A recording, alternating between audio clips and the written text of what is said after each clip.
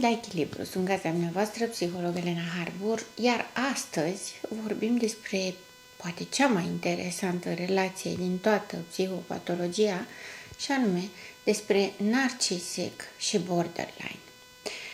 Avem în toată dinamica psihopatologiei relații, combinații între tipuri de patologie care se atrag unele pe celelalte. Se atrag prin complementaritate, prin scop, prin utilitate. Deseori, atracția pe care o resimt acești oameni, acești indivizi, este comparată cu a găsi sufletul perechea. Cred că de la ei cumva s-a născut această idee de suflet pereche care s-au căutat transcendental prin toate lumile și viețile prin care au trăit. Această idee a iubirii absolute, totale, dincolo de sens. Întotdeauna am spus că dragostea la prima vedere nu există. Știu că poate suna urât pentru majoritatea care au acest vis al îndrăgostirii, acea poveste romantică în care doi indivizi se întâlnesc într-un mediu în care nu s-ar aștepta și se creează brusc o conexiune extrem de puternică între ei. Dacă acum 20 de ani aș fi și am spus acest lucru, ar fi doar atracție chimică între cele două personaje.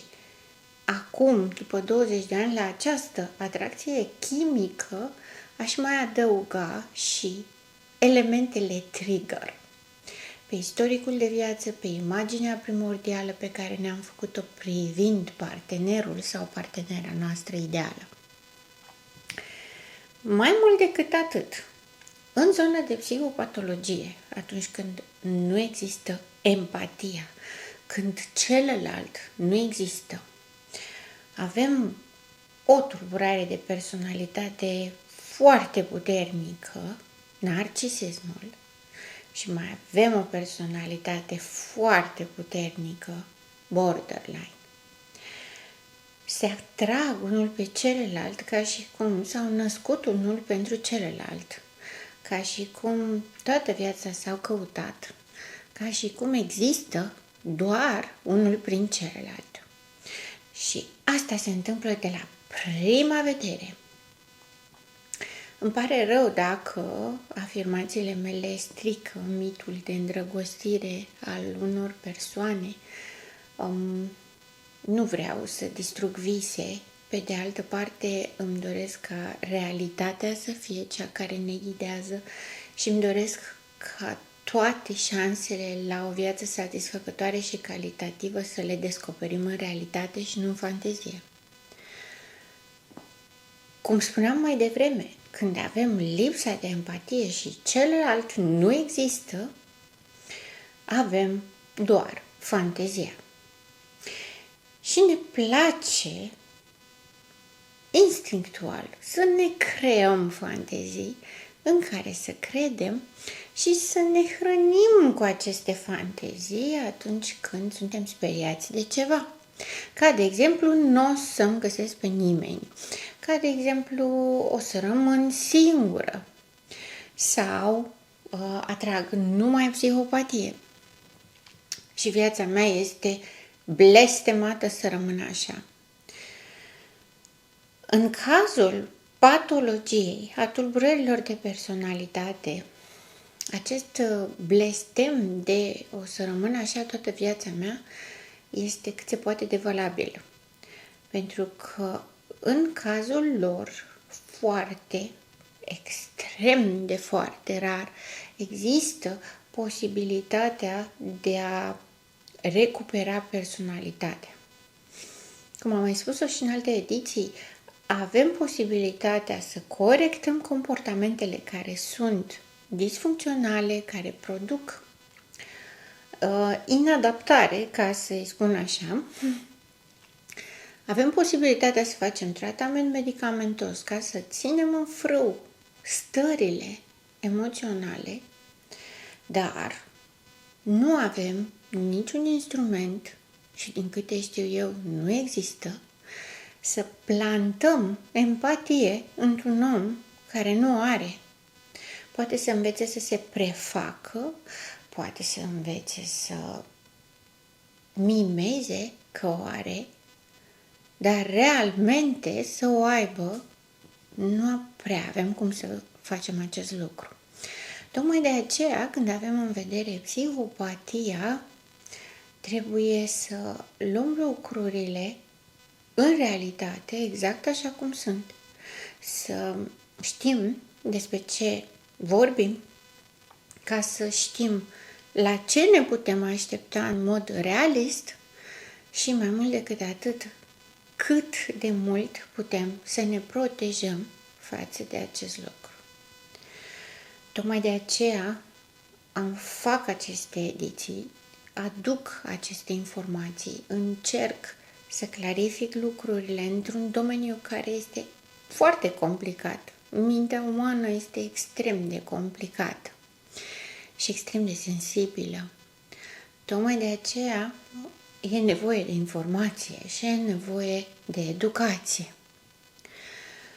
Revenind la protagoniștii noștri de astăzi, avem puternicul narcisic despre care am tot vorbit, care este caracterizat dintr-o perspectivă unică a lumii, vieții și a propriei persoane. El nu are empatie, nu știe cum este să fii în pielea celuilalt, nu-și poate imagina acest lucru. Nu-și poate imagina decât că lui se pot întâmpla anumite lucruri și aici avem două variante. Își imaginează doar lucruri extraordinare, minunate și aici avem fantezia îndrăgostirii, love bombing-ul, și mai avem imaginația de tip anticipatoriu negativ, pentru că narcisicul este un negativist prin natura lui. Mai evadează el în fantezie pozitivă, dar foarte greu și pe termen scurt. Cum spuneam în edițiile anterioare, scopul primordial al narcisicului este să găsească victima perfectă care să accepte să fie abuzată, să se doneze pe sine, să renunțe definitiv la cine era și să-l preia în interiorul său pe narcisic, dispusă fiind ca după ce face acest lucru să fie complet abandonată, denigrată, umilită, părăsită și, dacă s-ar putea, să nici nu se plângă de asta. Cam asta și-ar dori narcisicul. Dacă ascultând pur și simplu și încercând să ne imaginăm o cerință atât de absurdă, de invalidantă, care nu recunoaște drepturile unei vieți umane și a unei persoane cu conștiință de sine, cu nevoi, cu emoții, ne-am gândit că este total absurd. Și este. În normalitate, pentru personalități armonios dezvoltate, este o absurditate grotească. Când vorbim însă de psihopatologie, narcisicul își găsește perechea în borderline. Spre deosebire de narcisic, borderline-ul lui nu-i lipsește empatia. Are empatie. Vede oamenii ca pe ființe umane cu nevoi și cu emoții. Nu este lipsită de perspectiva celuilalt, nu este lipsită de interesul față de ceea ce simte celălalt, așa cum se întâmplă cu narcisicul. Narcisicul este total opac, pentru el toată lumea din jurul lui reprezintă obiecte care se mișcă. obiecte care pot fi controlate, manipulate, de la care să se obțină servicii și beneficii. Borderline-ul nu este așa. Este adevărat, atât narcisicul cât și borderline-ul au iluzia grandorii. Dacă la narcisic am tot vorbit despre ce înseamnă iluzia grandorii, la borderline, iluzia grandorii se manifestă tot prin unicitate, doar că este un fel de eu sunt specială pentru că simt mai mult. Narcisicul este special luptându-se să existe pentru că trăiește o eternitate, pentru că la el timpul nu contează, el este atemporal și atunci în mintea lui petrece o eternitate în non-existență. El nu simte că există, nu simte că trăiește. El a murit cu mult timp înainte, atunci când s-a născut narcisicul. Și de atunci încoace a trăit într-o permanentă detașare de sine, o răceală, un sentiment de a nu-și aparține, ca și cum folosește un corp care nu e al lui, adică vorbim despre o disociere foarte puternică între el și corpul său, între identitatea narcisicului și sentimentul de a fi în viață, de a-ți aparține ție, de a fi un om cu consistență, pe care narcisicul a pierdut-o în copilăria mică, atunci când a fost neglijat emoțional, când a fost respins, umilit, denigrat, bătut, persecutat și încet, încet a omorât în sinea sa copilul care suferea și a creat grandomania narcisicului ca să poată compensa și să poată exista. El există, dar nu simte că trăiește. Se simte gol. În opoziție, borderline-ul se simte prea plin. Borderline-ul este caracterizat de emoționalitate în exces, de oscilația emoțiilor, trăiește o permanentă durere și sentimente de negativitate față de propria persoană, motiv pentru care de cele mai multe ori se automutilează până la sinucidere. Borderline-ul simte că trăiește mai mult decât poate să ducă. Borderline-ul se simte viu, dar se simte atât de prea mult viu, încât și-ar dori să nu mai existe. Ce au în comun amândoi, atât narcisicul cât și borderline-ul, caută din exterior pe cineva care să le ofere ceea ce lor le lipsește. Respectiv, narcisicul caută pe cineva care să-l facă să se simtă că este viu și că este stăpân pe corpul lui și pe viața lui, în timp ce borderline-ul caută pe cineva căruia să-i dea toate emoțiile sale, să le poată scoate din sine, să-i le predea celuilalt, iar celălalt să-i regleze emoțiile. Să-i regleze tipul de emoție, să-i regleze intensitatea emoției, să o ajute să scape de acest tumult permanent, gălăgios, copleșitor și dureros. Ambii caută pe cineva din exterior să facă acest lucru, pentru că fiecare cu sine nu poate. În timp ce narcisicul este foarte rigid, borderline-ul este foarte oscilant și haos. Borderline-ul caută și are nevoie de narcisic să-i pună ordine în gânduri, în emoții și în viață, în comportamente. Narcisicul are nevoie de cineva care este atât de destructurat încât să-l poată consuma, anula, fără niciun regret. Narcisicul este fascinat de borderline, pentru că borderline-ul în toată emoționalitatea în exces pe care o are, borderline-ul are pozitivitate. Borderline-ul accesează entuziasmul, căldura, afecțiunea, empatia, iubirea, fericirea, le trăiește, le manifestă.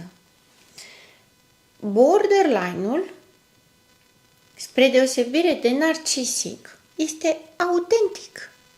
Narcisicul a renunțat la autenticitatea sa și a creat un fals ego și a creat o imagine socială în care crede cu tărie și s-a transformat în acea imagine socială. Borderline-ul nu face asta. Borderline-ul este sincer, exploziv, puternic, afectuos.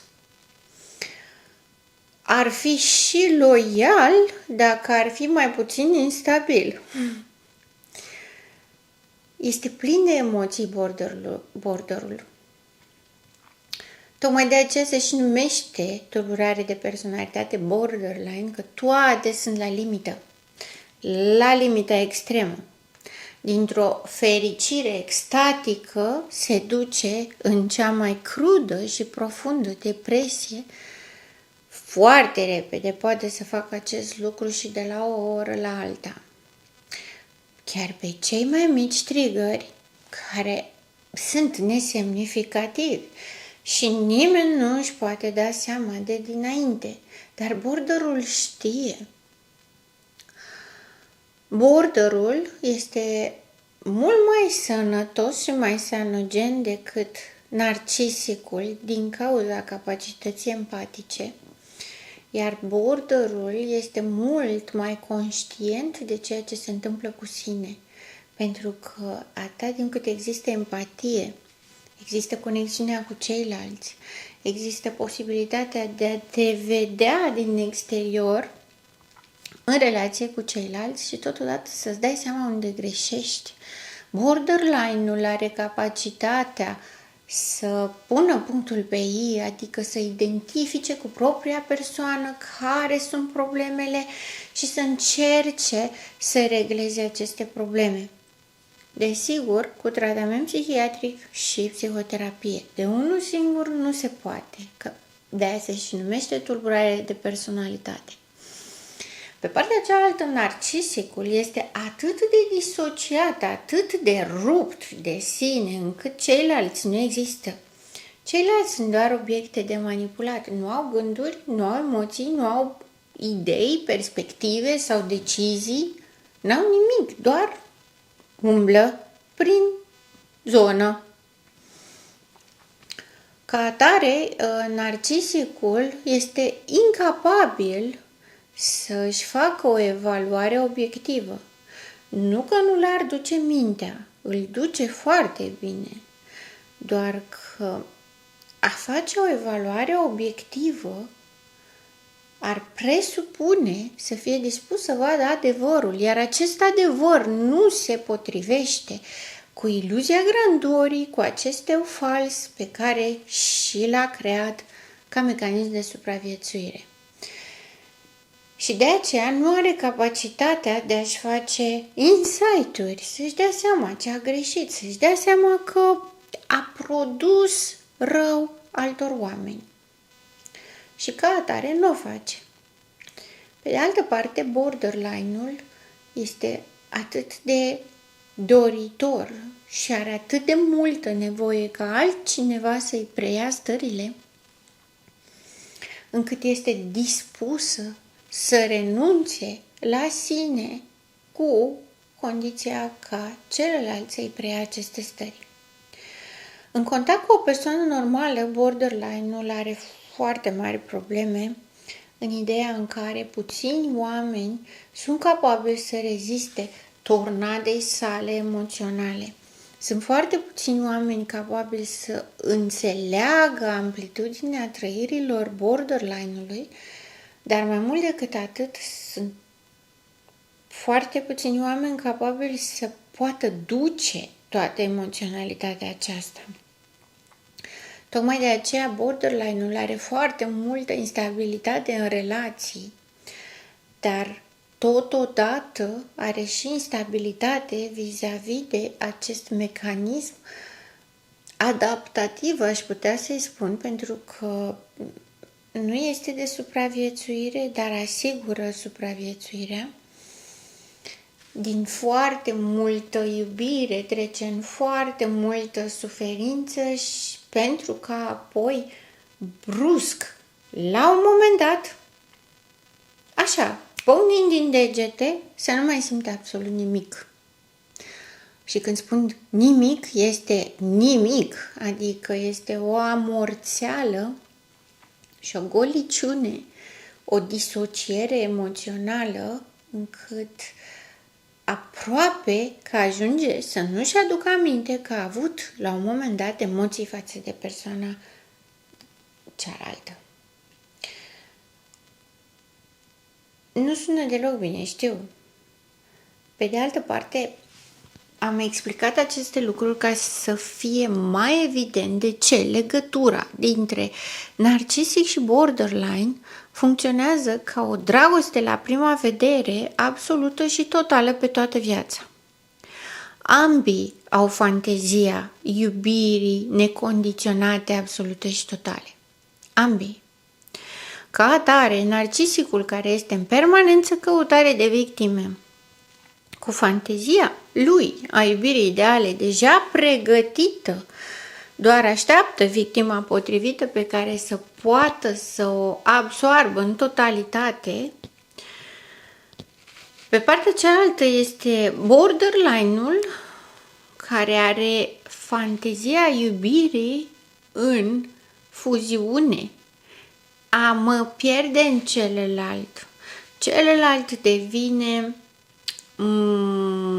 scopul meu de a fi, devine sensul meu de a exista, face o fuziune, dar nevoia este de o fuziune funcțională.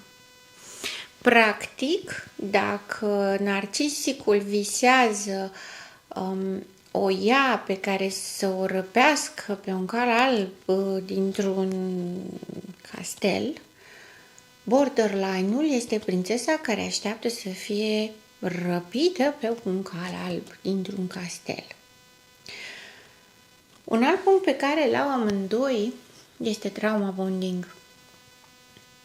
Trauma bonding, amândoi se regăsesc în suferință. Amândoi sunt copii care au suferit în viața lor. Amândoi sunt copii care nu au fost iubiți.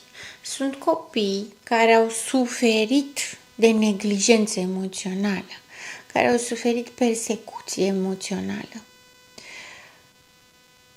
Aș vrea să clarific aici faptul că borderline-ul în copilărie a încercat să facă exact același lucru pe care l-a făcut narcisicul, doar că nu i-a ieșit. Narcisicul a reușit să-și sacrifice toate emoțiile și tot ce a fost rănit, adică eu sunt copil, pe mine mă doare, foarte bine, omorâm copilul ca să scăpăm de durere.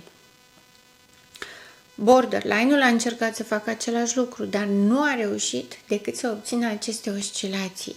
La borderline, intensitatea emoțiilor este atât de mare încât n-a putut să le suprime total, nu a putut să se disocieze de ele. Ca atare, avem această oarecum complementaritate, în același timp atracție magnetică extraordinară, iar relația dintre ei funcționează ca un tot unitar. Având în vedere că nu putem vorbi despre dragoste, iubire reală, autentică la cei doi parteneri, la niciunul în parte. Ei împreună funcționează după această fuziune totalitară care are sens pentru ei. Narcisicul anulează borderline-ul conform abuzului narcisic, care are ca scop anularea, distrugerea, destructurarea victimei, preluarea abilităților și capacităților ei prin absorpție până la distrugere, și în momentul în care este distrusă, el se simte foarte mulțumit, se simte foarte evoluat și trebuie să rupă relația în mod dur, dramatic, urât, ca să poată să meargă mai departe la o nouă experiență de îndrăgostire. Borderline, pe partea cealaltă, acceptă cu inimă largă și deschisă să fie preluată de narcisic, să îi se anuleze personalitatea ca să poată să scape de această durere și nemulțumire față de propria persoană și față de relațiile emoționale. Este dispusă să se doneze, este dispusă să se anuleze, cu condiția ca narcisicul să nu o părăsească. Doar că în momentul în care ea renunță la sine și donează narcisicului toate abilitățile ei și narcisicul se pregătește să plece, ea știe că el urmează să plece, știe că urmează să plece urât și acceptă acest lucru ca să-l salveze pe el. Iată că între ei doi este o poveste de dramă de tip telenovelă, pentru că narcisicul o abandonează pe borderline. Borderline suferă. Narcisicul se întoarce după borderline în virtutea controlului, a obișnuinței și a dependenței. Borderline-ul acceptă și se întoarce și acceptă și se întoarce pentru că povestea o ia de la capăt. Este aceeași poveste, dar nouă, pentru că amândoi au uitat vechea poveste și o iau de la capăt din nou și din nou. Din nou sună ca un basm din care am mai auzit prin copilăria noastră. Pe de altă parte, această poveste repetitivă, perpetuă, nu se întâmplă neapărat cu aceleași personaje. Adică, chiar dacă ei consimt la această dinamică între ei doi, la un moment dat, unul dintre ei schimbă partenerul. Adică nu este garantat că ei se întorc din nou și din nou la același partener, ci singurul lucru care este garantat este că povestea se repetă din nou și din nou, de cele mai multe ori cu alte personaje.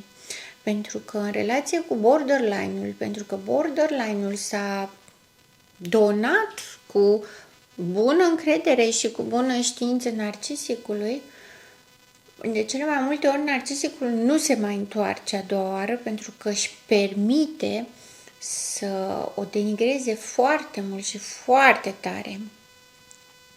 Lucru care nu-i mai permite narcisicului să se întoarcă, pentru că de altfel borderul l-ar accepta fără nicio problemă. Borderline-ul pe partea cealaltă nu poate rezista într-o relație asumată, îmi vine să spun pe termen lung, doar că nu există pe termen lung la borderline. Cu eforturi foarte mari poate să reziste câțiva ani, dar acești ani vor fi amprentați de aceste oscilații, ba vreau totul, ba sunt aici, ba să n-aud de tine, ba vom fi împreună pentru totdeauna, ba te blochează și să nu mai audă de tine.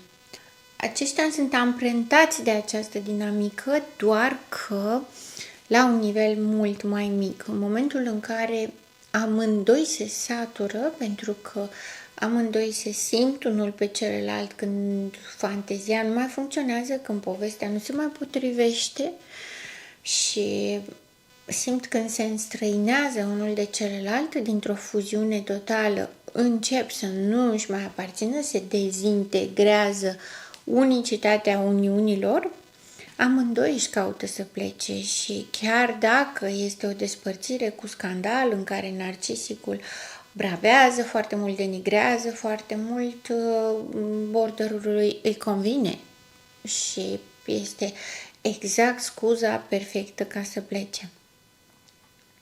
Iată că povestea aceasta este ca în filme, ca în povești, este inclusiv pe parte emoțională o poveste care ar putea fi de departe, nici nu știu cum să spun, poate ideală. Mie îmi vine să spun că este ca o relație karmică în care ei își plătesc tot timpul unul celuilalt ce au nevoie.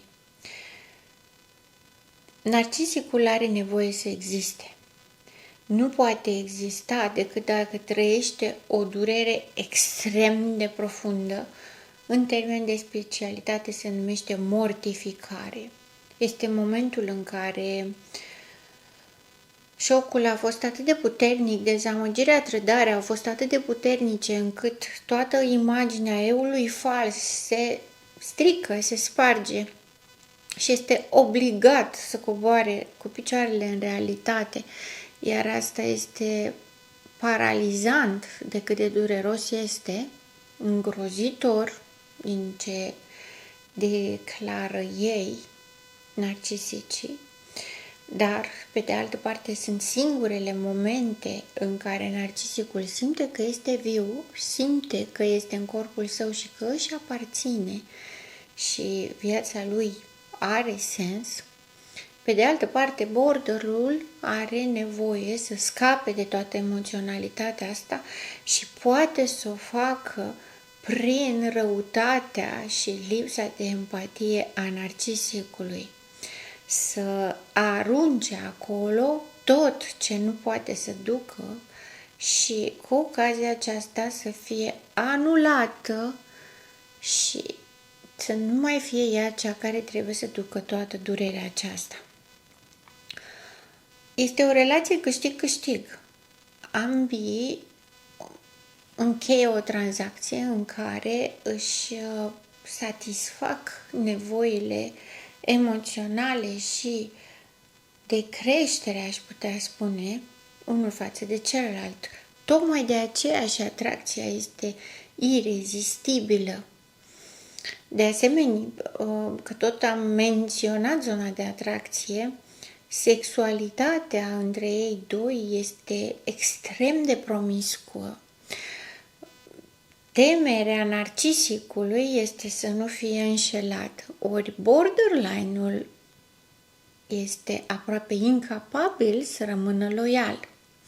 Ca atare, narcisicul provoacă borderline-ul la această instabilitate, la această promiscuitate sexuală, pentru că narcisicul este un pervers, lui nu-i place sexualitatea normală, îi se pare plictisitoare și banală.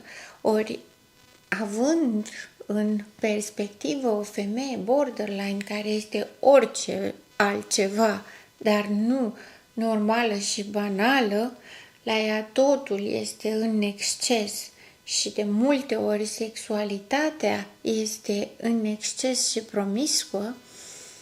Pentru narcisic este mană cerească, cerându-i să se abandoneze și să se doneze pentru el, implicit poate beneficia de promiscuitatea borderline-ului ca să o exploateze la maxim. lucru care, pentru borderline, în momentul în care narcisicul ajunge în acest punct în care să ducă perversiunile până la un nivel dureros, emoțional și fizic, pentru borderline este descătușant, se eliberează de durere, de responsabilitatea propriei vieți, propriilor dureri. Și în același timp satisfacția că își mulțumește jumătatea.